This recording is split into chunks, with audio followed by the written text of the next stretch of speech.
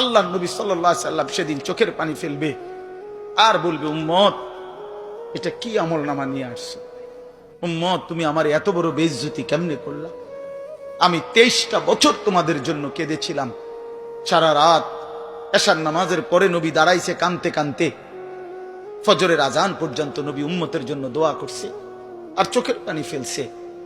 তায়েফের পাথরের আঘাতে পিঠটা ছিদ্র করে ফেলছি, ক্ষুধার কষ্টে পেটে পাথর বেঁধেছিলাম। উহুদের দান দান শহীদ করা রক্ত নিয়ে উহুদের ময়দানে পড়েছিলাম বেহুশ হয়ে।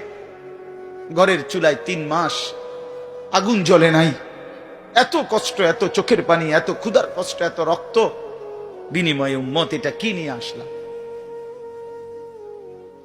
নামাজ কই, সেজদা কই, রুকু কই, ফজর জোহর আসর মাগরিব এশা কই, হারাম থেকে বাঁচা কই, হালাল উপার্জন কই, জিকির কই, তেলাওয়াত কই, আমার সুন্নত কই? কেমনে এমনে ভুলে গেলা উম্মত? আমার এত বড় বেইজ্জতি কেমনে করলা? আমার এত বড় অপমান কেমনে করলা?